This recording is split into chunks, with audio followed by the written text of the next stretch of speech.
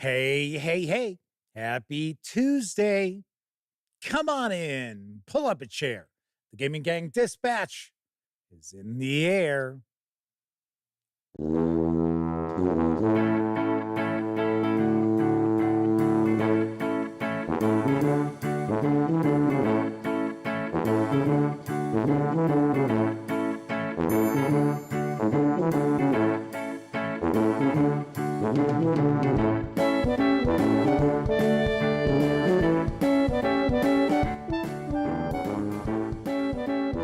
Howdy, gang, and welcome once again to the Duct Tape Studios. I'm Jeff McAleer, your host here at the Gaming Gang Dispatch, brought to you by, shockingly enough, thegaminggang.com, of which I happen to be the founder and editor-in-chief. So welcome aboard, everybody. Tonight is Tuesday, January 7th, 2025. And this is live stream number 1137. If you're not overly familiar with the show, let me point out, super casual around here. We just hang out talking about the latest in tabletop gaming news, and then I'll usually pontificate about a topic related to our hobby. Like I said, we're not engaged in rocket surgery or anything like that, just kind of hanging out, having some fun, talking about games. So all throughout January, Tuesdays are now going to be Cthulhuesdays. So on every Cthulhuesday evening, I am going to take a deep dive into a Call of Cthulhu adventure from Chaosium Inc. And I'm going to kind of discuss the adventure, so there will be spoilers. You're being warned right up front. And I'll also share some thoughts about running the adventure. Now, everything we're going to talk about on Cthulhuesdays, I have run. So tonight, we're going to kick off the series with a peek inside Dead Man Stomp, written by Chris Spivey. But of course, we're going to get to that after we tackle the tabletop gaming news. Now, of course, when you're not watching videos on the Gaming Gang channel, be sure to swing on over to thegaminggang.com for all the latest in tabletop gaming news, reviews, and a whole lot more you are not going to find here on YouTube. Come on, you know the drill. Get your geek on at thegaminggang.com. Then, of course, because this is a live show, that means there is chat available. It's not on screen. It's one of the ways I keep some of the more unusual commenters at bay. And you must be a subscriber to the channel for at least 10 minutes. I know, practically a lifetime before you can take part in chat. You know, another way I keep some of the more unusual commenters at bay. But if you check both those boxes and you want to say howdy, maybe you got a question, a comment, by all means, chime in. I will do my very best to respond. First out the gate tonight is our good friend of the show, the Madman, Semper Buffo, as well as Cthulhu, Kathy Evans, Mike, Tessie, Trekkie, Sean O'Donnell, Bradley Thorpe. I think that's everybody who's in chat right now. Very cool. Very cool. Bradley Thorpe says, hey, they just bought a few more Pathfinder books. Honestly, they've been missing out. They're really enjoying it. If you missed it, I actually shared my Paizo preview for January last night. Well, yesterday afternoon, I guess I would say. Got a brand new adventure path that kicked off. So by all means, you might want to check that out. Of course, Sammy does most of our Pathfinder and Starfinder reviews, and those are written reviews. That's one of the reasons why you want to pop on over to thegaminggang.com. That's some of that content that you're not going to find here on YouTube, because Sammy doesn't do video reviews. She does written reviews. So there is that. Pete Strakolich is also popping on in to chat. Cthulhu said they got the Pathfinder 2nd Edition Remastered Player Core 1 and 2 for Christmas. Well, that sounds like a pretty good gift there. I keep kicking around picking up the Dungeon Master's Guide. I know. And doing a review, of course. And then I sit there and I'm like, do I really want to spend $50? Well, plus shipping. Well, depending on where I'd order it from. I'm like, no, I don't know. Bradley Thorpe asks if I reviewed Tomorrow City by Osprey Games yet. I did a first look. I did not do a review. I didn't care for it much. I got to be honest.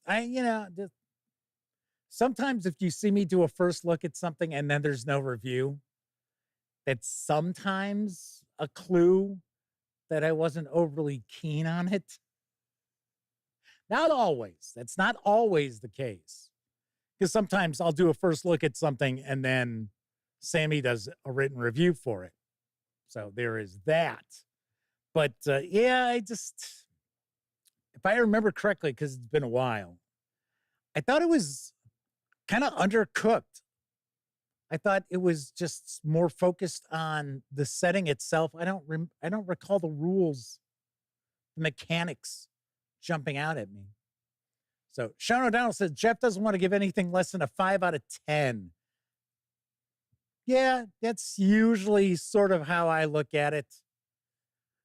Just it's kind of like, I don't like trashing things. I don't get a kick out of trashing stuff. I know there are reviewers out there who just absolutely love ripping into something. And I mean, back when I did written reviews and that, there were some that I really, took out to the woodshed. But just not my thing. Just not my thing. So Bradley Thorpe says they quit playing Romance of the Perilous Land. It's a really weak system. Yeah, I didn't. That was something I reviewed and I was like, meh. I just really thought it was more just 5e Camelot. That was about it. Shout out says because it feels like punching down. Kind of, a little bit. We have a first timer in chat, I believe. Gary Mountford, wishing everybody greetings from Australia. Very nice. Welcome aboard. We've got some Aussies hanging out in chat normally. Very cool. Very cool. All right. So we got a jam-packed show tonight. So let's get on into the news because landing in stores later this week is Wandering Galaxy. And here's the lowdown from Plaid Hat Games. Explore space like never before in Wandering Galaxy, the newest addition to Plaid Hat's Crossroads games. In the game, players are members of a ragtag starship crew traversing the edge of charted space in search of fame and riches. Together, the players command and control a ship as they set off on a world-jumping campaign, taking on jobs too dangerous or too insane for the average space traveler. Come aboard and fly across the galaxy to see whether your crew can make enough profit to pay off their ship and become masters of their own cosmic destiny. Wandering Galaxy is for 1 to 6 players, ages 14 and up, plays in 1 to 3 hours. It's going to carry an MSRP of $69.95. So I do want to mention I've actually got conflicting dates on when this is supposed to be coming out. One distributor says it's this week. Another distributor says January 22nd. So let's just say it's coming out in January. Looks kind of cool, I must say. It looks like it's got kind of a storytelling vibe to it. And it is one of the Crossroads series, which is kind of one of Plaid Hat Games' things now. So we've got that. Very cool. Sven K is joining us. saying greetings from Germany. So, yes, we are reaching out to all parts of the globe tonight. Tessie Trekkies writing back in German. There you go. There you go. Okay, so I got to do it. I have to do it. I think there's at least one of you out in chat who knows what's coming. Mauslita! I don't know why that just cracks me up. Probably because I'm an idiot. All right. So as I mentioned, yesterday I shared my Paizo preview for January. Well, I've got the latest on February releases arriving from Paizo Inc. These are supposed to be arriving early in the month. So I think there were some delays on a few things. So I think they fell from being January releases to February releases. And then we have February releases. So we will find out. But here's what I know from Paizo Inc. We're going to start off with Pathfinder Guns and Gear Remaster. Gear up and throw down when sword and spell just won't be enough to win the day. It's time to power up your game with clockwork gears, lightning coils, and black powder. Guns and Gears Remastered, the latest hardcover rulebook for the Pathfinder role-playing game, brings the excitement of firearms and fantasy technology to your tabletop, updated to work perfectly with the remastered Pathfinder 2nd Edition rules. Unravel the secrets of clockworks with the new Inventor class, or blow away your opposition as a firearm-wielding gunslinger. In addition to new classes, a plethora of archetypes, backgrounds, vehicles, siege engines, gadgets, and the remastered automaton ancestry are all ready to expand your game with options for battlefields large and small. There are actually 3 different editions. We've got the standard and sketch editions. They are going to carry MSRPs of $69.99. Or you can grab the special edition. Ooh, it's special. For $89.99. Or you can also score the PDF for $19.99. Then we've got the Pathfinder Flip Mat Ballroom. Sometimes adventurers need to relax with a nice party. Of course, that's when things go askew. Don't fret. Pathfinder Flip Mat Ballroom has you covered to stage the scene. One side features an elegant ballroom, perfect for a large dance or high society party. The other side includes a more utilitarian ballroom, complete with a stage for musicians and tables and chairs for guests to witness the festivities. Don't waste time drawing these scenes when you can unfold Pathfinder Flip Mat Ballroom on your table and get straight to the action. And of course, that will carry an MSRP of $19.99, or you'll be able to grab just the PDF for $9.99. And then lastly, we've got the Pathfinder Adventure Path number 211, The Secret of Deathstalk Tower, which is the second part of the 3-part Spore War Adventure Path. The demon army of Tanglebriar is on the march, bringing death and terror to the elven nation of Keonan.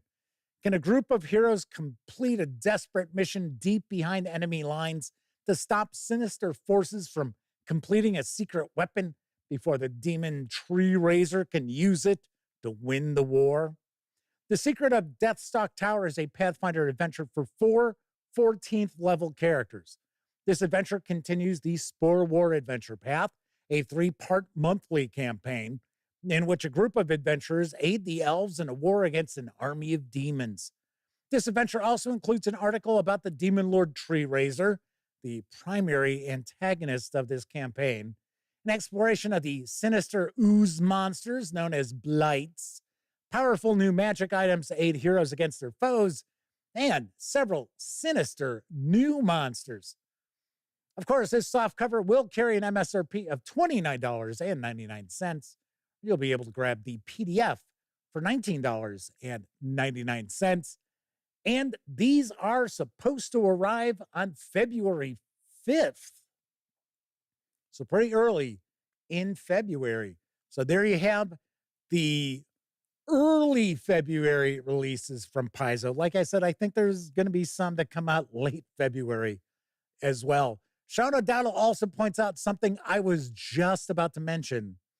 Outlaws of Elkinstar, that adventure path, which has been out for quite some time now, really does require guns and gears because it is kind of a steampunkish, like a fantasy steampunk setting, that region. So yes, you certainly do need the artificer and the gunslinger that are in it. So there you have that. There you have that. So Pete Straklich says high winds where they're at. They just had a power surge. Yeah, out in California, they're getting some where they've got that wildfire, Pacific Palisades. They're hitting gusts of like 100 miles an hour. It's like, holy cow. Not good. Not good at all. Moving right along. Night's Black Agents and the Dracula dossier from Pelgrane Press are subjects of a money-saving humble bundle. And I've got the deets on the deal. Burned spies face the horrors of the night. Powered by the Gumshoe system, the Night's Black Agents role-playing game lets you play hyper-competent spies fighting a conspiracy led by vampires. This bundle features rules, adventures, and expansions for the Night's Black Agents role-playing game, including the epic Dracula Dossier campaign. In this campaign, you must track down and face the ultimate threat, Dracula himself. The dossier offers an updated version of Stoker's masterpiece and adds new letters and recordings, diary entries, and documents suppressed by Her Majesty's government, plus a director's handbook filled with locations and leads to let your players hunt their greatest adversary. From Transylvania to London, the hunt is on. Now, you can jump aboard this bundle for as little as $1. I'd buy that for $1. Or go all in for $18 and score all 22 items, which are on offer through January 18th. $18. I think just the core book alone for Night's Black Agents in PDF, I think is like $15. Wow. You know, I've never had an opportunity to take a look at the Dracula dossier. I have heard, now I don't know if this is true, but I have heard that it's not a traditional adventure, that it's not presented as a traditional role-playing game adventure, that it's more fiction than anything else, which I don't know. There's quite a few different supplements that came out for it. I don't know. But I have always been kind of curious about the Dracula dossier. Of course, it's written by Ken Hite. So right there, that should mean it's pretty good. I think Gareth Ryder Hanrahan wrote some of the, I think he wrote some of the Dracula dossier and some of the expansions too. Yes. W. Forge and John Muscola have joined us in chat. Looks like we got a nice chat rocking and rolling tonight. Moving right along, available in print and PDF from Archon Games is Dread Shores and Black Horizons. Here's the scoop. Set in a dark fantasy world, Dread Shores and Black Horizons is a system-neutral role-playing adventure, which is ready to play with Shadow Dark, Old School Essentials, 5e, and any other system of your choosing. Laden with doom and dread, this 36-page narrative adventure deals with themes of investigation and survival in a hostile and unforgiving environment. Included within is everything required to run the adventure across 1 or 2 sessions. So this is available as a box set or as a zine or as a PDF. The box set includes the Dread Shores and Black Horizons adventure book, the Cursed Isle cloth map, GM reference maps, player handouts, as well as character profiles. The box set itself carries an MSRP of $50 from Archon Games. Or if you want to just grab the zine, you can do so from Exalted Funeral for $20. And then if you just want to get the PDF, well, you can swing on over to Drive-Thru RPG and get that for $9.99. Kind of unusual. First time I've shared a news piece about something and then gave you 3 different locations that you could go to for various aspects of that release. It's going to be kind of cool. It's going to be kind of interesting. I got to say, with the character profiles, pretty solid artwork there. Artwork looks pretty nice. Very, very nice. Yes. Let's move on to our final news piece, because now available in PDF from Autarch LLC is the Judge's Journal for Acts 2. And I've got the skinny. Enter a world where empires stand on the brink of war and terrible monsters tear at the fragile borderlands of men, where decaying cities teem with chaos and corruption. Weeping innocents are sacrificed to chthonic cults, and nobles live in decadent pleasure while the realm burns. Yeah, that's how I do things. Where heroes, wizards, and rogues risk everything in pursuit of glory, fortune, and power. This is a world where adventurers can become conquerors, and conquerors can become kings. The Adventure Conqueror King system Imperial Imprint, otherwise known as Acts 2, is the new edition of the acclaimed best-selling fantasy role-playing game. It offers everything you need to run epic fantasy campaigns with a sweeping scope. The Judge's Journal includes a setting construction system using the top-down zoom-in methodology, with a comprehensive explanation of how to create a functional sandbox that creates emergent play. A realm generation system that allows you to bring your setting into the Acts 2 economic and political framework, determining realm types, establishing urban settlement sizes, demarcating territory, and more. A settlement generation system with dynamic building tables that let you fill each city block with establishments and occupants on the fly. An NPC creation system that lets you quickly generate anything from a 0-level farmer to a 14th level emperor, complete with entourage of vassals and array of magic items. There's an abstract dungeon delving and wilderness exploration system, a monster encounter system with tables for 18 different terrain types, a custom class creation system using a system of point allocation and level trade-offs, and much, much, much more. No joke. I probably could continue reading that for about 5 minutes until I get to the end here. With the Acts 2 Judge's Journal, or I guess maybe it'd be Acts II, since it's Imperial Imprint. I'll just go Acts 2. You can create a living, breathing world with this Judge's Journal, one in which the rules function as natural laws and players are endowed with the agency only objective mechanics can provide. This 486-page PDF can be had over at Drive-Thru RPG for $20. I will say, from what I'm seeing so far, the 3 core releases for Acts 2 are just huge tomes, and I think all 3 are each $20 over at Drive-Thru RPG. In fact, we'll talk about the monstrous manual on tomorrow's show, which I think also clocks in at like 450 pages, $20. I'll paint any color, any car, any color. $99.99 here at Earl Shab.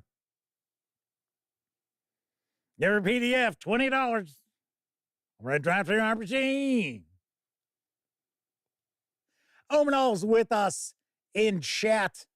say they really enjoy the Judge's Journal. It is a massive tome.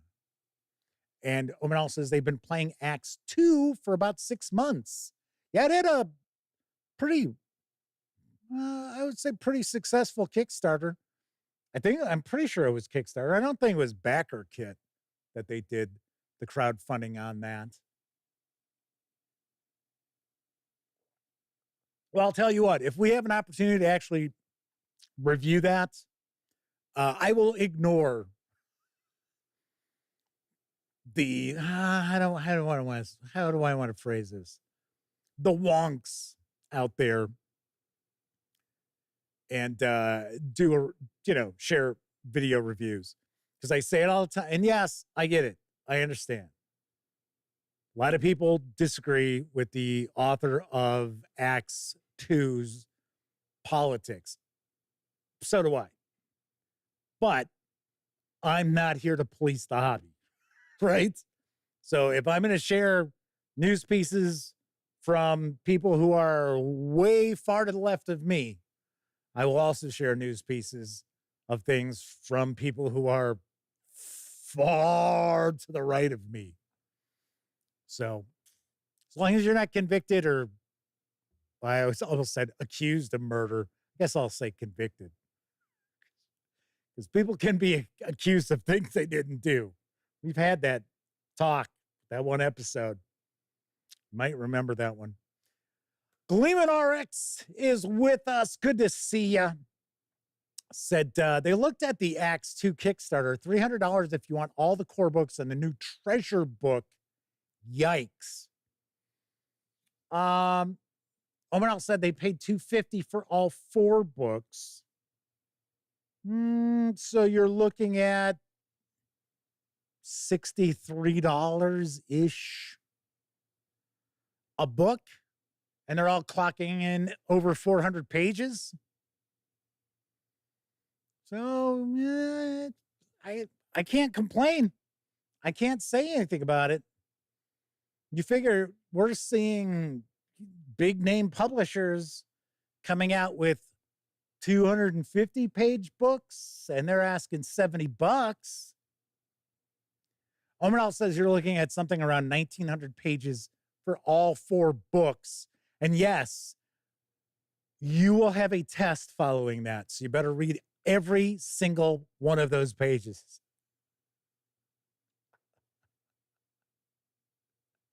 Glued RX says, oh no, Jeff's implicitly saying to give them $300.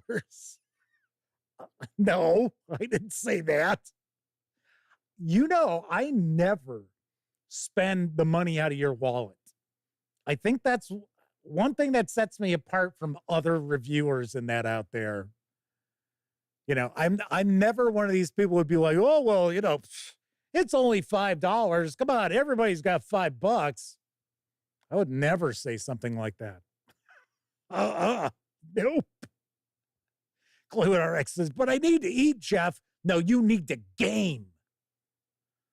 What is wrong with you? Priorities, man, priorities. Zerax1 is with us saying, hey, what game are we talking about? Mike says ramen and beans. What else does the body need? Yeah, come on. We had, some senator, didn't they go to a dollar store a few years ago, and they were like, oh, look at all this great food you can get for $1. Look at how cheap this is. It's like, okay. If you want to live on ramen for the rest of your life, I guess it's okay. Omenal says they're going to try to get review copies sent to me when they come in March. Well, thank you very kindly. We'll see. I don't twist anybody's arm. Kind of, sort of like, yeah. So I'm like, okay. Just like, I want to say Alexander, I think it was on X, had said something about, oh, hey, thanks for sharing the news, because I shared the core book, the player's book, whatever, last week, because it's out in PDF. And he said, oh, hey, thanks. So I messaged him back and said, hey, let me know if you want video reviews. So, but yeah, once again, I'm not like bang, bang, bang at somebody's door. All right, moving right along. So I was just talking about Drive-Thru RPG a few times. Don't forget, the Gaming Gang, thus the Dispatch, is affiliated with the One Bookshelf sites. So if you're going to go visit, say, I don't know, Drive-Thru RPG, Storyteller's Vault, Dungeon Masters Guild, Wargame Vault, what have you, please stop by thegaminggang.com first. Click on one of our banner ads. That way, if you happen to make a purchase, I get 5% of that sale. And all those nickels, dimes, and quarters really do add up. Help keep thegaminggang.com around. And of course, if you like this video, do your best, appease the algorithm gods of YouTube. Hey, maybe even leave a comment on the video. If you like the video, if you dig the channel, if you find thegaminggang.com to be a valuable resource, hell, if you just like what we do, you can always swing on by paypal.me/thegaminggang to make a small donation. Hell, you can buy me a 2-liter bottle of soda.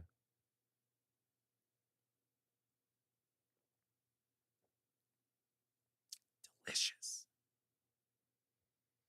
And some of you out there, stop on by paypal.me/thegaminggang and make not small donations, such as our good friends Kevin King, Agile Monk, and the Madman himself. Thank you to all of you out there for using the banner ads over at thegaminggang.com for the One Bookshelf sites and or visiting paypal.me, the Gaming Gang. It is truly appreciated. Thank you very, very kindly. So we are going to get into our Cthulhuesday in just a few moments. We're going to dive on into Dead Man Stomp as far as our Call of Cthulhu adventure that we're going to take a bit of a deep dive into. But something I want to mention before we do that, if you follow me on social media, or if you actually even follow the community for the Gaming Gang channel, I mentioned that this year, when I encounter bad behavior from tabletop gaming publishers, I'm going to call it as I see it. You figure the end of this year, well, September, is going to mark the 15th anniversary of thegaminggang.com. 15 years. And I think by now, I deserve a little, not necessarily respect, but common courtesy. Because you'd be kind of surprised. Now, it's not the companies that I talk about all the time. You know, it's not like, oh, damn that Cobalt Press, those fuckers. No, it's nothing like that.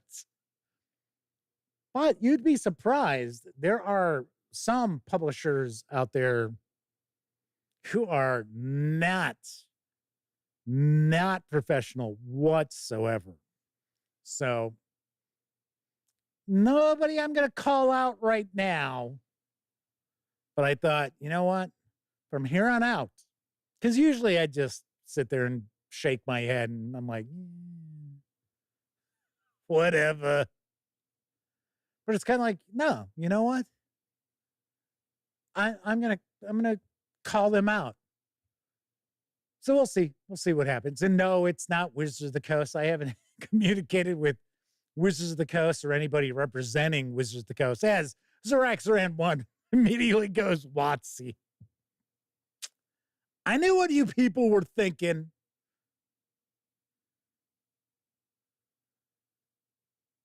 But yeah, I haven't had any communications with Wizards of the Coast or any representative of Wizards of the Coast since Gen Con. the day before Gen Con kicked off. So there we go. Mike asks, who else tried to say out loud Cthulhuesday? I know. It doesn't roll off the tongue. Pete Strakulich says they know who I want to call out. Oh, I doubt it. I doubt it. I mean, because there are actually two that it's sort of like, okay, well, it's a new year. We'll see. We'll see what happens. Pete Strakulich says it's Taco Cthulhuesday. There you have it. All righty. So we're going to dive on into Dead Man Stomp in just a few moments. But first, I think it's time for a brief intermission. It's intermission time, folks. Time out for a delicious snack in our sparkling refreshment building. Every item a fresh, appetizing taste treat. What is it? Say, What is it? hey, why it's Buttercup? Popcorn and sweet green butter, too hot popcorn. Mix it up, wrap it up, Buttercup is born. It's delicious. So nutritious. It's a taste delight. It's so munchy, Crisp and crunchy. you'll enjoy each bite. Eat butter-drenched Buttercup, popcorn at its best. Served in a king-size cup. It beats all the rest. We love them hot, hot shots, those brand new hot shots. It's a firecracker treat that's fun to eat. You'll get a bang and a hot shot. They got a lot of pop, pow, for just a nickel. Look at all you've got. The firecracker treat that's fun to eat. You'll get a bang and a hot shot. They're new, hot red hot shots, good and hot tongue-teasing candy that's sure to give your taste a bang. It's a firecracker treat that's fun to eat. Just pull the fuse, pop them in your mouth, and take off for fun. What candy? We love them hot, hot shots to be not hot shots. It's a firecracker treat that's fun to eat. Pow! Wilkins decaffeinated coffee lets you sleep. Not me. I don't drink it. It lets everybody sleep.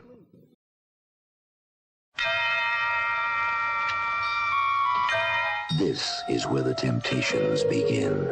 Unlimited temptations. Can I help you at all? I'll tell you what, I'll give you 25 quid to get rid of it. It's a deal. Each concealing a horrendous nightmare that reaches out from the dark world that lies beyond the grave. Come in. Whoever you are, come in.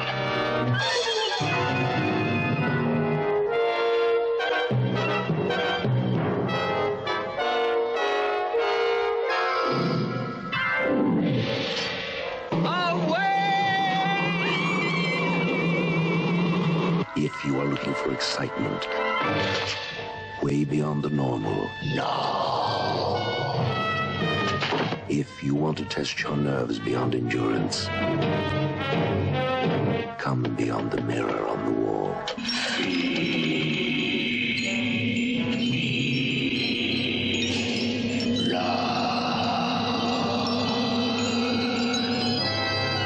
Step beyond this door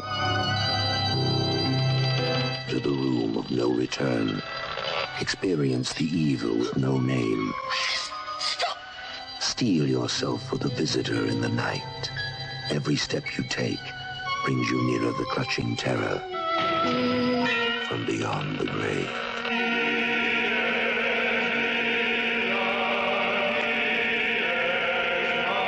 Find me another.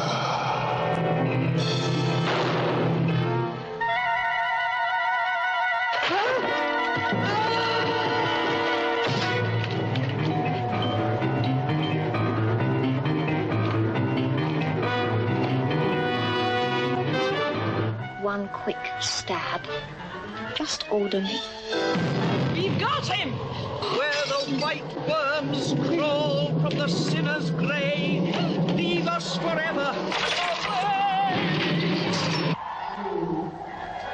Denied me life. Susan!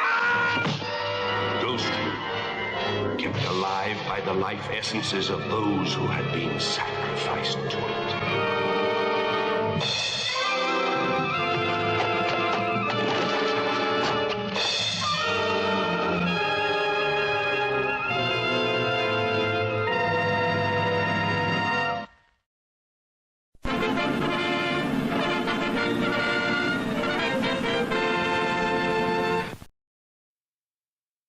From beyond the grave. Hey, it was, what was it? Leslie Ann Downs was in that? It looked like she didn't take her clothes off. That's kind of surprising. Pete Strakowicz is like, I would like to see this. Yeah, for a change, it wasn't something that's just god awful. You know, it's funny because I always want to share if I remember correctly, the title is The Thing with Two Heads, and it's with Rosie Greer and Ray Milland. And it is just bonkers. And it's the kind of movie that used to pop up on, like at least in the Chicago area, like a Saturday afternoon horror movie show. I'm sure it was the same way a lot of other places. And then I saw the movie unedited for TV. Not that it was like real graphic or anything like that. There were just a few racial things that had been cut from the TV version. It's just, sadly, I can't share that trailer because it'll set off the copyright. Yeah, I know. I've tried. I have tried. All right. So tonight we're going to kick off a new series for January. That's right. Tuesdays have become Cthulhuesdays, as I am going to take a deep dive into a Call of Cthulhu adventure from our friends over at Chaosium Inc. Kind of break it down, discuss it, talk about some aspects of it when I ran the adventure, because yes, everything I'm going to share during this series, I have run. So I'll give you a couple of tips and tricks and things like that. And tonight we are going to kick things off with Dead Man Stomp, which is actually written by Chris Spivey. And in fact, it is available in the awesome Call of Cthulhu starter set.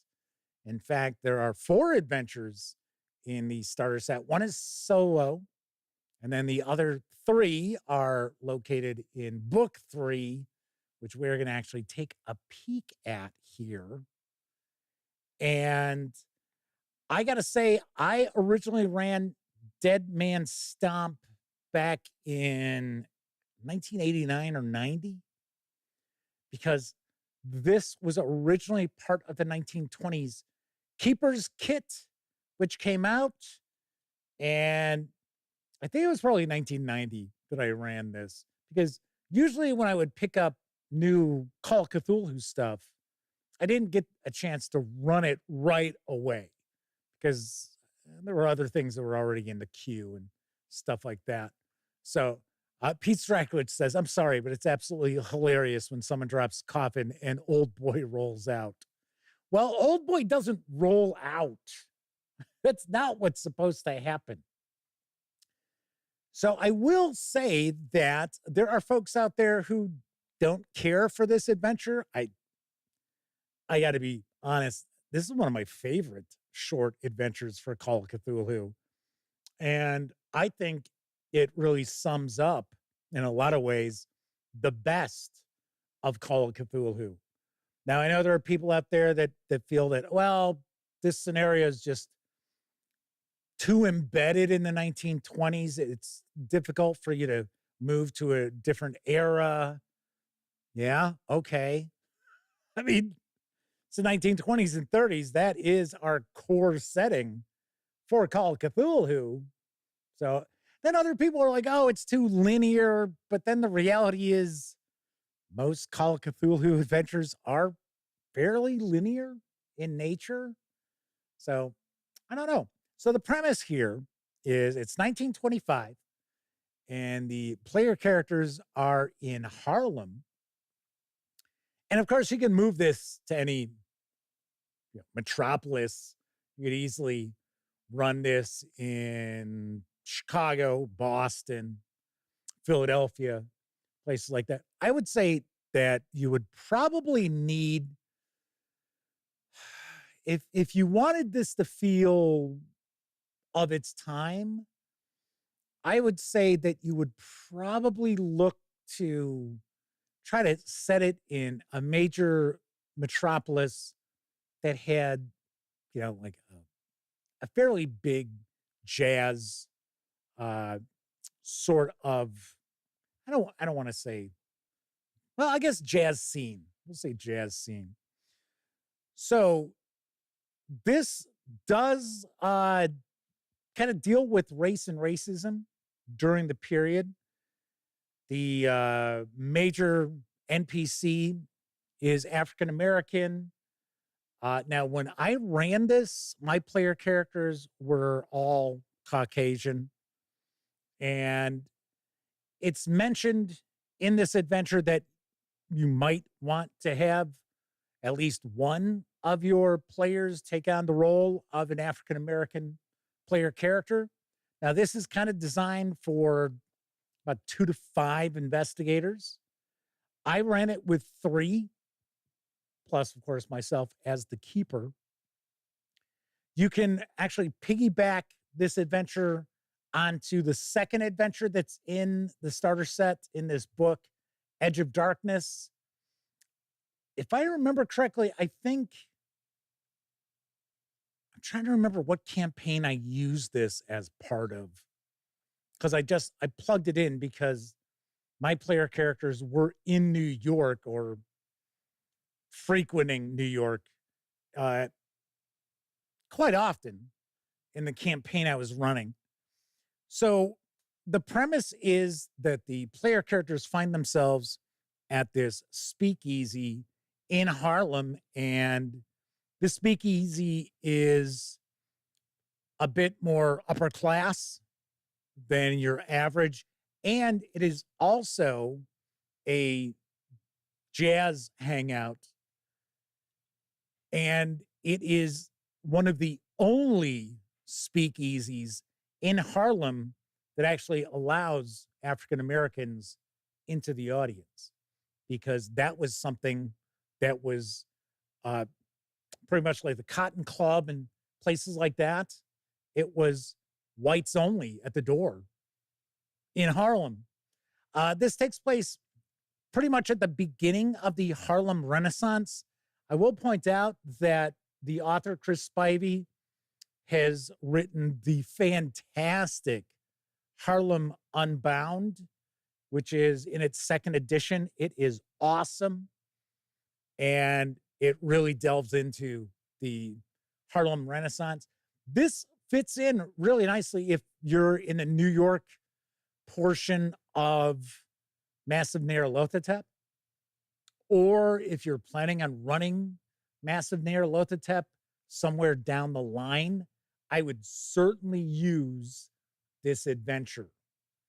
And the reason is, even though Nyarlathotep, and that's how I always pronounce it, I know everybody's got a different pronunciation on that. He's off camera. So he is an influence. He's a major influence on this adventure, but he's off camera. And I would think it'd be really cool if you hopefully had some surviving player characters from this adventure in Massive Nyarlathotep to kind of point back to this, to call back to this adventure. I think that would be awesome. I think it'd be really, really cool. So essentially the player characters are at this jazz club. Of course, you're in the midst of prohibition, so liquor sales are illegal. But they're there. The mayor of New York is also in the audience here. And the player characters, for whatever reason, maybe they're meeting a contact, maybe they're just out for a good time that night. They happen to be sitting at this table with this accountant who doesn't have any sort of communication with the player characters or anything like that. He's pretty much ignoring them. He's keeping to himself. And the band is playing, and the player characters can tell that this guy sitting at the table with them is not really paying attention to the music, that he's kind of tapping his fingers on the table and that, but it's not with the beat of the music. So when I ran this, I remember that I was kind of, doing just kind of tapping my hand on the table and stuff, just like, okay, as I'm kind of setting the scene for what's going on. And it turns out that, of course, the players aren't going to know this in the moment. They're going to find out later on that this guy who's sitting at the table with them is an accountant for the mob. So anyway, you could utilize music in the background if you want. Now, of course, when I ran this, I didn't, because, of course, once again, it was 1990 when I ran this. So it's not like we could bust out our smartphone and be like, okay, let's play some jazz. Because in the adventure itself, there are some areas where it says the band is playing this song or the band is playing that song. So anyway, as the player character is sitting there, this African-American guy, kind of shabby looking, tries to get past them to the stage, and he's carrying a trumpet. And, player characters can either, let him pass or whatever. The accountant is, racist. He's a racist. So yeah, he's like, he's not gonna move so that this guy can get past. So anyway, essentially, the trumpet player is trying to join the band up on stage to play. So Glenn RX says, they call me Mr. Tibbs. Mike says they would play an intense Sidney Poitier character. Amazing characters he played.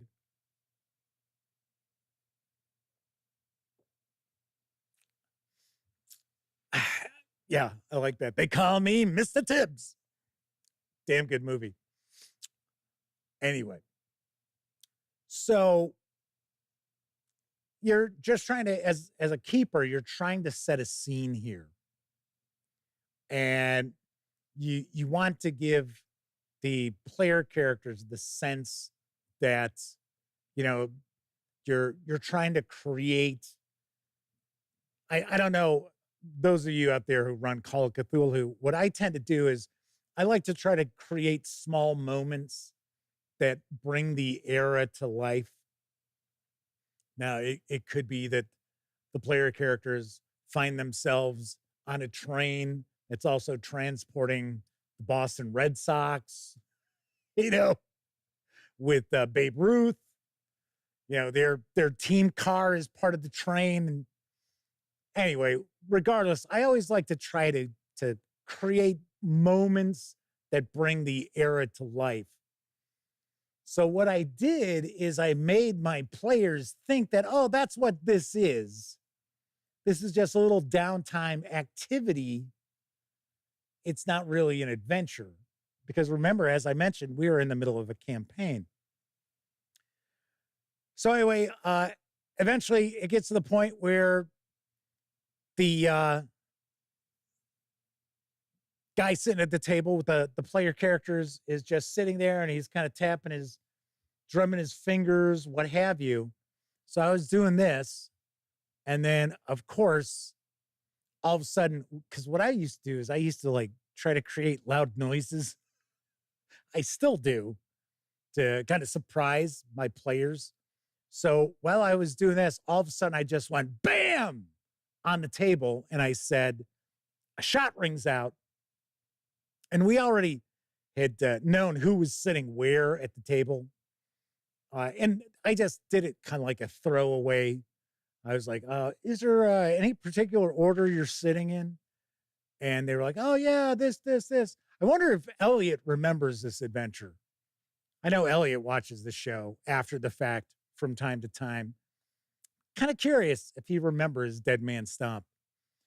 So I slam my hand down on the table and I say, a shot rings out, and the player character who was sitting across from the accountant, it just gets sprayed with blood and brains. And turns out somebody's walked up behind him and shot him in the head.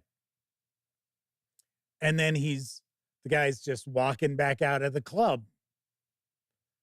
So the player characters could try to pursue this guy, or they could just be completely taken aback by what's essentially an assassination, which has taken place in front of them. And the club is so noisy that most people don't even realize what just happened. So it's at this point where the trumpeter gets on stage and starts playing with the band. And within just a moment or so, the accountant who had his brains blown all across the player character who's on the other side of the table from him lurches up. And of course, some people saw what happened. And of course, it's spreading throughout this speakeasy what just happened. But the band's just, they're playing. They don't know anything about it. And then, of course, the dead guy lurches to life and starts, trying to make his way out the door.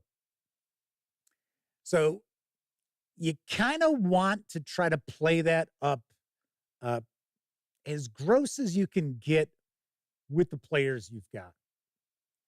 And what happens is essentially everybody starts screaming, everybody starts panicking. They're all running for the exits, and they end up trampling the reanimated dead guy. So now he's just a bloody pulp as he stumbles out the door, and the police come screaming up, and the police car actually hits him and skids into a post and basically cuts him in half. Like I said, you want to try to make it as, horrifying as you possibly can. So the player characters themselves could be outside already because they were trying to chase down the assassin, or they could have been sitting right there when they see the dead accountant reanimates, or they might have been doing something else. So at this point in time, the keeper needs to keep things in front of them as far as how are the player characters going to learn about what happened. So if they were outside, they get to see this zombie thing come walking out, and he's trying to find the guy who killed him. That's basically what he's trying to do. And then they get to see him get hit by the police car and then killed for good for the third time, essentially. So that could take place, or they could be inside and they saw the reanimation and they see him get trampled by the people trying to get out. So a few different ways for you to set that up. But as far as at the club itself, you want to make sure that the player characters, either outside or inside, find the clue that's got this business card, this funeral home, and there's a note written on it, 11 a.m. sharp, bring your horn, New Orleans style. So there are 4 different major scenes in this adventure. And the first one is at the speakeasy. The player characters can kind of do some investigating as far as, who was the guy who was killed, and maybe depending on the sort of characters they are, know who the assassin was and who the assassin works for and things like that. So eventually what'll happen is the player characters will probably find themselves trying to track down the band that was playing, or the trumpet player that was playing. And the trumpet player's name is Leroy Turner, if I remember correctly. And I pronounced it Leroy, not Leroy. Leroy Jenkins. No.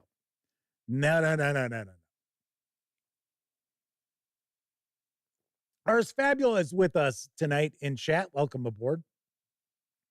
Pete Strykowicz asks, should I start with the Call of Cthulhu starter set? This is awesome. It is one of my favorite starter sets that's out there. And I will mention that there are quite a few Call of Cthulhu releases that come out that tell you all you really need to have is the starter set to run the various different adventures. Like Doorways to Darkness, some of the adventure collections that have come out, a lot of them basically just state, of course, obviously, you could have the Investigator's Handbook and the Keeper's Guide, or you could basically just have the starter set. And yes, I get it. The Investigator's Handbook is pretty much the core rule book. You don't have to have the Keeper's Guide. I get it. But starter sets, $19.99, $29.99, something like that. And it's got a lot of goodness in it. And it's kind of cool because there's a solitaire adventure.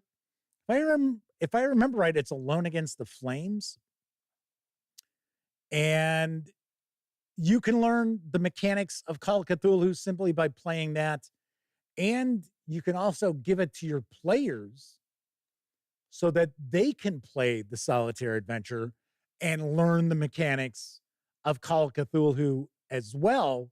So all the heavy lifting doesn't have to be on the keeper, on the brand new keeper. So, all right. So back to the story here. So the player characters are going to want to try to find out what's going on with this. How did this guy get reanimated? And one of the interesting things, it's the title of the adventure, is that the band itself says before they start playing with the trumpeter that they're going to play this new song. It's called Dead Man Stomp. So how appropriate, they're playing Dead Man Stomp and the dead come back to life. So pretty nice there. Something else to keep in mind is the trumpet actually has 4 valves, not 3. So that's something that the player characters will notice when Leroy tries to get past their table to get up to the stage. Ars Fabulous says, yes, the MSRP is $29.99 and Alone Against the Flames is the solo adventure. Yes, I thought it was that one. I didn't think it was Alone Against the, isn't it called, I think it's Alone Against the Frost is another. Glowing One RX says, Chaosium's out of stock on the core books. Customer support said more stocks coming in later this month. Nice. Very cool. Very cool. So the next day, the player characters may have been doing some investigations that evening. Maybe they're looking into some things in the morning. But what's going to happen in this next essential scene is going to be the funeral procession. So the card that the player characters have found is for a funeral home in Harlem. So they can go, they get there, and they see that there's going to be a funeral procession, and that the band that was playing at the speakeasy is playing at this funeral and ceremony in that. So the trumpeter's not there, but the player characters do spot him. And the trumpet player's, like I said before, he's kind of shabby. He's an alcoholic. And it turns out that, you know, he's heartbroken. The love of his life was killed in a car accident a couple years prior to the story. And he's a very talented trumpeter, but his life is falling apart. Kind of like a Charlie Parker sort of story, except without the heroin. So anyways, so the player characters can learn more about the accountant. They might learn about his ties to the mob. They might find out more about Leroy Turner. And they should end up at this funeral. So the procession starts, band starts playing. They're, you know, making their way down the streets. And then Leroy joins the band. He starts playing, and when he starts playing his horn, then all of a sudden they hear moans coming from inside the casket and then pounding. And of course, the pallbearers are carrying the casket, and because something's moving inside, it's throwing off the balance of the casket. So the body emerges, and it is someone who is, if I remember right, they're a suicide victim. I think they've shot themselves. And of course, everybody's freaking out. And by right there we go. Ars Fabulous says, "I knew it. Jazz is evil." It's rock and roll, right? It's rock and roll. No. Anywho, so like I said, everybody in the crowd, everybody's freaking out. Of course, player characters are going to have to make sanity rolls. It is possible that with what happened the night before and what's going on in the morning, that a player character or more than one is going to lose enough sanity to be temporarily insane. So that's a possibility. One of the cool things about the way this is laid out in the starter set is that this is the third of the 3 adventures that are in the book. So by this point, even if you're just picking up the starter set, you should have a pretty good handle on the mechanics of Call of Cthulhu. There are a few tips here for the keeper, some notes for the keeper, but for the most part, this is not like a starter adventure. This is not a beginning adventure.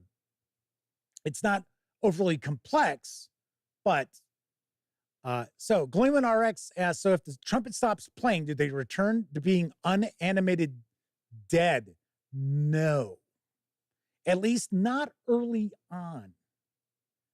So the accountant who was assassinated, he continues to be animated until the police car runs him down. It's either a police car or an ambulance. I think it's a police car, if I remember right. So this guy here, he will stop, you know, jumping around and stuff like that. But it's after his widow gets face to face with him. And so that's what's going on with that. So at this point in time, your players should have realized that it's the trumpet they should have a clue that it's the trumpet that is causing the reanimation of the dead. So that should lead the player characters into trying to learn more about Leroy Turner, which they can. I mean, essentially, all they got to do is offer him a drink. So, and they can talk with them, and they'll find out that this trumpet was given to Leroy by Louis Armstrong. Wink, wink, nudge, nudge. But he thinks that this trumpet is from Louis Armstrong, that Louis Armstrong came to him outside a show, said, oh, what a fantastic musician he was, and gave him this trumpet. And even said something like, playing that, you'll raise the dead. And of course, it turns out it was actually Nyarlathotep in the guise of Louis Armstrong, which kind of throws me off a little bit because this is 1925. I don't know. Well, I guarantee Louis Armstrong was nowhere near as famous as he was later.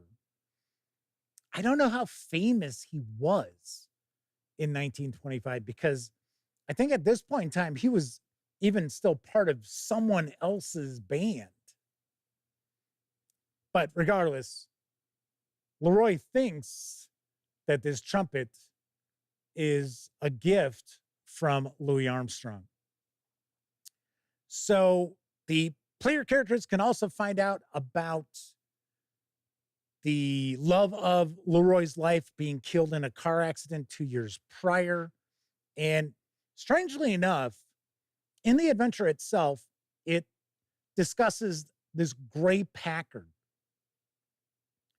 And this gray Packard is the car that the assassin drives.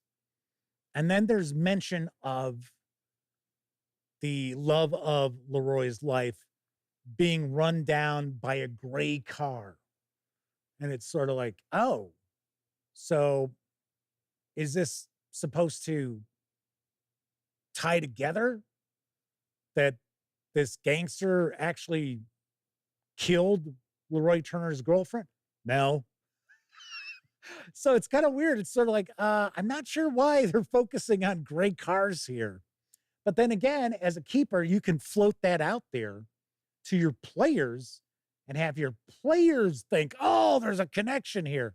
Now, I will point out, I like red herrings, but I don't utilize tons of red herrings because I tend to find, at least with my players, that if you use too many red herrings, they'll get pissed. It's like, really? Seriously? It's like, okay, so this has nothing to do with what's going, really? It's like, yeah, it's called a red herring. Yeah, okay. It's like, all right. So, by this point in time, the player characters should be trying to figure out what to do with Leroy Turner and his trumpet, because this is bad news. Playing this trumpet raises the dead, and Leroy Turner is starting to realize this himself. So he's not the only one who thinks something is up here, because the assassin decides he's going to kidnap Leroy and take him to his boss, because he's told his boss about what happens when this guy plays the trumpet. So this is the third major set piece for this adventure, and that is the confrontation with the gangsters. So the way you can set this up is that hopefully the player characters have interviewed Leroy and they see him leave and get abducted. So it could be kind of tricky, because if they're, sitting in a speakeasy or something like that, and he leaves, probably pretty difficult for them to actually see that he's, being taken. So it might come down to the player characters being informed by someone that they saw Leroy get abducted.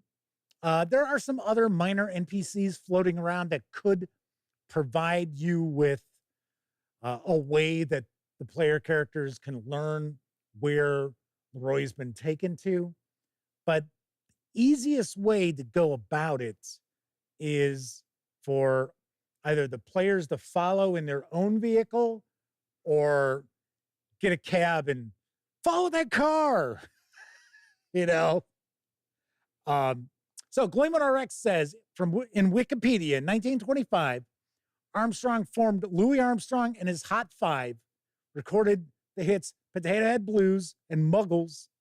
The word Muggles was slang for marijuana that Armstrong used. Aha! So Gleeman RX had pointed out, hey, it could be problematic if the band reaches the cemetery. Yes. So the player characters find themselves at this old garage, and that's where this meeting is taking place. And they've got Leroy tied up, just his legs tied to a chair. And the assassin is telling his boss, hey, this guy plays this horn that brings the dead back to life. And of course, everybody's like, you're out of your mind. So the boss tells the assassin to shoot himself, which to me seems kind of odd. Personally, the way I would play it out would be that the boss is pissed, because it's actually in the adventure that the boss is pissed at the assassin because he just wanted to put a scare in the accountant, because the accountant worked for this mob boss and he just wanted a scare put into him, not a bullet into his skull. So I would play it off where the boss doesn't believe this assassin's story, and the assassin just keeps harping on it and harping on it and harping on it. And then the boss tells one of his other boys, all right, well, let's put it to the test. Kill him, kill the assassin. And so essentially what happens is they do kill the assassin, and they make Leroy start playing his horn. And sure enough, the assassin reanimates, and they just empty a Tommy gun into him, and he just keeps going. He's like the ever-ready bunny, the Duracell. What is it, Duracell bunny? So they just blow him to pieces, and he's still coming. So that makes Leroy snap. So his sanity is now snapped. And of course, what he's going to look to do now is Energizer Bunny. There it is. Sarah D is with us tonight. Thank you. Cthulhu also points that out. I don't know. Why couldn't I think Energizer? Probably because I never buy the batteries. I buy Duracell.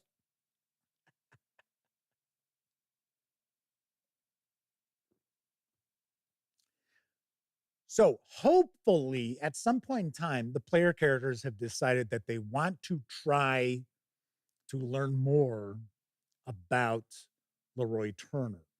And they find that, he's got an apartment he shares with a bunch of other people. That was normally the case if you were down on your luck. You didn't have much as far as funds go. So he shares a room with like 3 or 4 other people. And the player characters can find a picture of his girlfriend. And there's a handout with it. And weirdly enough, let's see if it's back here. It's sort of like, It says, it's like from his girlfriend. It says something like, to the love of my life. And then it's like Marnie Stedman. It's like, okay, why would she put her last name on it? It's like, what the? That's kind of weird. So I would not use that handout, to be honest. I would describe it. So, of course, hopefully at this point in time, the player characters are starting to put together that, so Leroy's life is falling apart because the woman he loved was killed in a car accident. He now has a horn that when he plays it, it raises the dead. So there we go. Cleveland RX is like, oh no, here comes the cemetery. Cleveland RX is agree. Makes better sense for the boss to have the assassin shot. Reminiscent of Batman 1989 when the Joker kills Bob the Goon. Yes.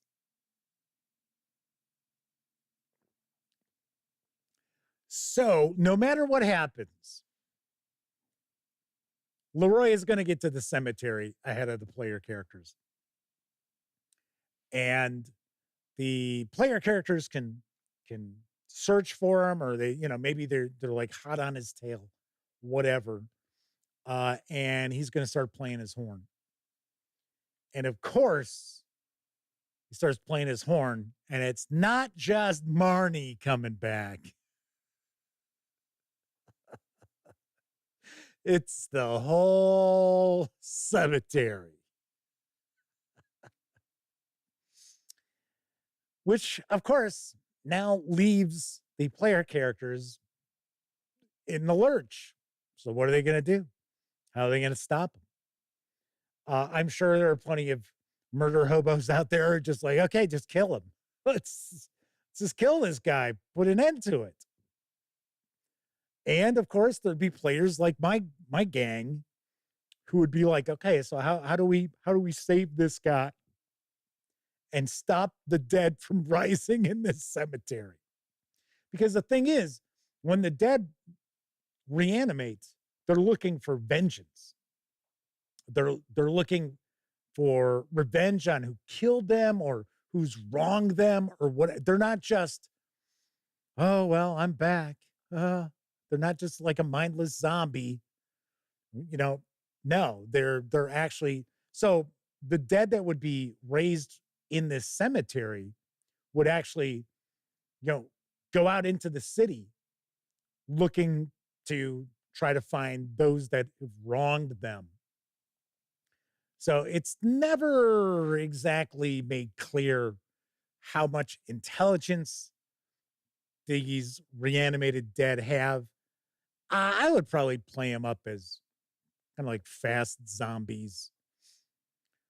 So anyway, you've got a few different options of how you're going to try to stop Leroy.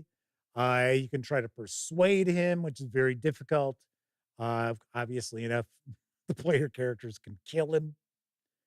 But I really like the end to this adventure because this has the kind of Call of Cthulhu adventure end to it, where in a lot of ways, it's very possible that things go really sideways. It's possible that the player characters by this point in time, with all of the dead rising out of this cemetery and mausoleum doors being torn off as the dead, come out of their crypts and things like that, that the player characters have all gone temporarily insane, and they're just easy pickings for the reanimated dead.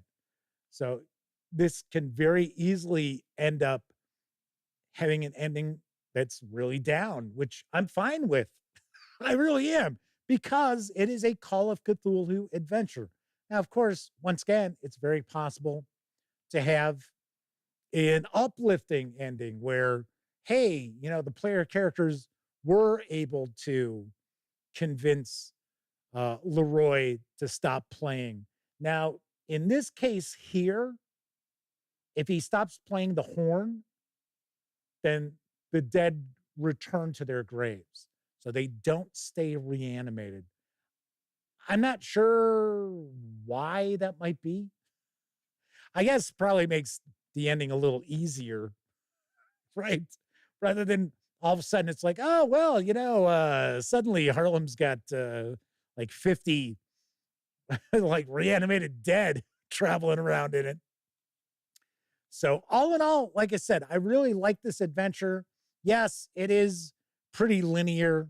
Yes, it is firmly entrenched in the 1920s. But all in all, this is actually one of my favorite, as I pointed out earlier, one of my favorite short Call of Cthulhu adventures. As far as how long it would take to run this, I would say 2 sessions. So I'm also one of these people who's real big on the, cliffhanger. I like to do cliffhangers, especially with my Call of Cthulhu adventures. So I could see you getting through this in a single session if you don't have a group that does a lot of role playing. And what I mean by that is that like conversations that take place, it's just, oh, okay, so my character tells him X. And as a keeper, you say, okay, well, they tell you Y, as opposed to like role-playing conversations out. I tend to do that with NPCs, unless it's like super minor NPCs or just, people on the street sort of things. And I don't tend to role play those out. But if you're someone with a group that is, they're just, describing what's going on, describing what they say in conversations, you might be able to rock through this in like a 4, maybe 5-hour session and get the most out of this without like trying to race through it. Otherwise, if you're like me and my group where we actually do have some like conversations, there is some role playing that goes on, I would say 2 sessions. And I would leave the cliffhanger probably would be after they kill the assassin and Leroy plays his horn and brings him back to life. I think I would make that the cliffhanger. Because essentially what's supposed to happen is that they're going to, like, they figure, hey, this guy with his horn, he can be useful to us. So they're going to stash him away someplace and he gets away. So that's how he ends up going to the cemetery. It doesn't just, the mobsters don't go, okay, well, you can leave now. Yeah, well, you've proven that you can raise the dead. Okay, all right. Okay, see you later. Go on. Hey, what's your phone number so we can get a hold of you? Smoking Pots has joined us. Good to see you once again. So they've only played Call of Cthulhu once. It was amazing. Best DMing ever. I was legitimately afraid as we played in Near Darkness 2. Oh, that's cool. Nice. I got to be honest. I have run adventures over the years and had my best friend Elliot tell me that he would have nightmares about the adventures. And I was like, well, guess I'm doing my job then. So that is our first Cthulhuesday with a look at Chris Spivey's Dead Man Stomp. You know, the funny thing is, for years, in fact, up until today, I thought the name of the adventure was Dead Man's Stomp, which kind of leads me to something else with Chaosium Inc. So I shared my review of RuneQuest 3 Classics, Sun County.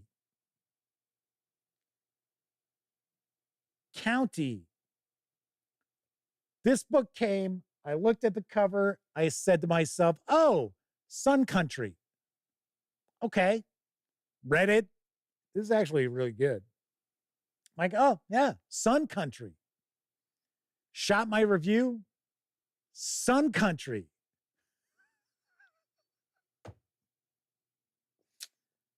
Put the review up.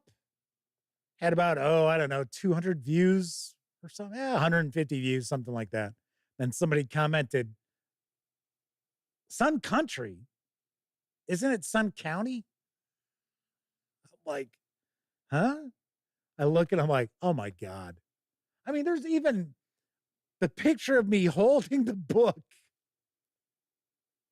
like I do with my reviews. And above it, it was RuneQuest 3 Classics, Sun Country review. I'm like, Jeff, you idiot. Like, you're such a moron. But it was one of those things where it's like, I saw it and I was like, okay, that's what it is. And that's just what stuck in my head the whole time. So as I'm doing the review, I'm like, yeah, Sun Country, Sun Country. Yeah.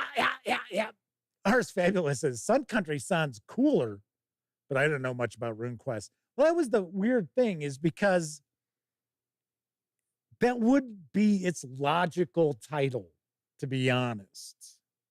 So anyway, so there's discussion about Cthulhuesday or Cthulhuesday. Well, Thursday, we have our Let's Build a Fantasy Role-Playing Game series, which I will be continuing on Thursday. We are actually going to talk about combat. So we're going to dive a little bit into that. So I'm going to share some ideas as far as that goes.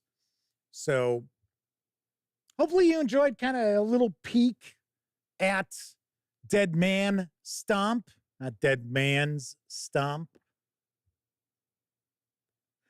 Luckily, I caught myself on that one. I'm like, oh, wow, it's called Dead Man Stomp. I thought it was Dead Man Stomp. Okay, all right. So tomorrow, we're gonna talk about, we're gonna ask the question, are you the problem with role-playing games? Is it you who's the problem? Because there are a few people out there who are currently saying that if you're not playing role-playing games a specific way, you're the problem. We're going to talk about that. We're going to talk about that a little bit. Relighter Gamer is with us. I am, Jeff. I am. Smoking Pot says, yeah, they probably are. Yeah. Ours Fabulous. Like, yeah, probably. But we're going to talk about that. Because I don't know. Sometimes this hobby just leaves me scratching my head. Sometimes people within this hobby really leave me scratching my head, where it's like, well, like I said, we'll talk about it tomorrow. But I think you know what side of the fence I come down on this as I'm sitting here putting my stuff away for my Call of Cthulhu starter sets. This, like I said, if you are curious about Call of Cthulhu, the starter set is an excellent value. Really, really is. And the real big selling point to me with the starter set is that it's not like, okay, well, we're giving you an introduction to the game. Just like, I'll give you a great example. The Pathfinder beginner box is really good. When the first beginner box came out for Pathfinder 2nd edition, mechanically, it was a little bit different than Pathfinder 2nd edition. And it was like, oh, okay, so it's just to kind of, get you familiar with it. But the reality was mechanically a little bit different. Whereas that's not the case with this. This gets you the basics to get started running Call of Cthulhu, and then it provides you with enough that there are actually adventure supplements that have come out that you could run only with the starter set. So I thought that's kind of cool. Gleeman RX says they're torn between Cthulhu and Wesen. Where to start? Wish I had that Wesen starter set in hand. My personal opinion, and yes, I do like Wesen, and of course, I'm tight with the gang over at Free League Publishing. But I've run Call of Cthulhu for decades. If it was one or the other, Call of Cthulhu wins out easily. Easily. For one, it's far more open than Wesen is. Wesen's set in a specific period. It's supposed to be set in a specific region. So like the European book that came out for Wesen, where it's got some info about London and Ireland. And I mean, it was just, I don't want to say bare bones, but it was sort of like, okay. But the stories that Wesen looks to tell wouldn't necessarily really fit that well in, say, France, right? It's Sweden, you know, it's like these Nordic myths and monsters and stuff like that. Whereas Call of Cthulhu has got a wide range. Relighter says Ireland is an island that's surrounded by water. I do know that. Beats Rackridge says Wesen has a starter set. Yeah, it does.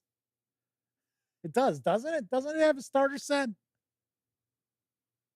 Maybe it doesn't. I thought it did. Nah, maybe not. I don't know. So many starter sets, so many things that I've reviewed over the years.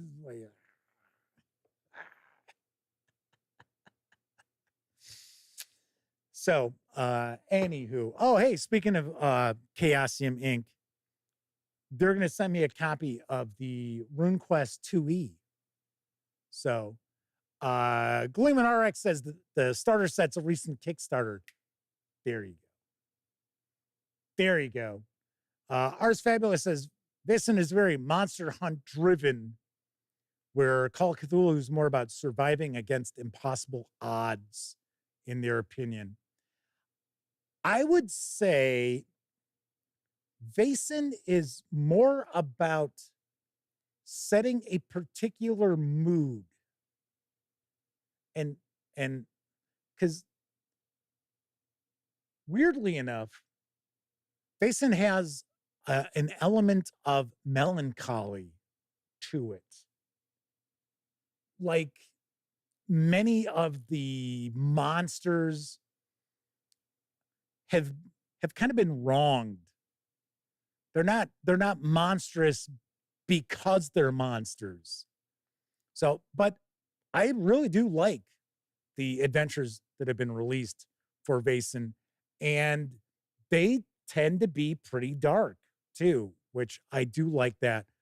All I'm saying is if it came down to a choice between Call of Cthulhu and Wesen, I have to go with Call of Cthulhu. Gleeman RXs, they agree. An unsettling melancholy. Yes. And it's similar in some ways where with Call of Cthulhu, where you're confronted with decisions that need to be made, and sometimes there isn't really a good choice. It's sort of like, okay, so I hate to have to do this, and I hate to have to do this. Well, which one am I going to do? I like those kind of role-playing games.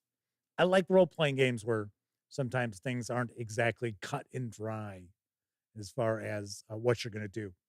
All righty. So that is it for this time out. If you like the video, by all means, please give it a quick thumbs up. Subscribe to the Gaming Gang channel if you haven't already. And if you do subscribe, don't forget, ring that bell. It'll not only let you know when the Dispatch streams live Tuesday, Wednesday, and Thursday evenings at 7 p.m. Central.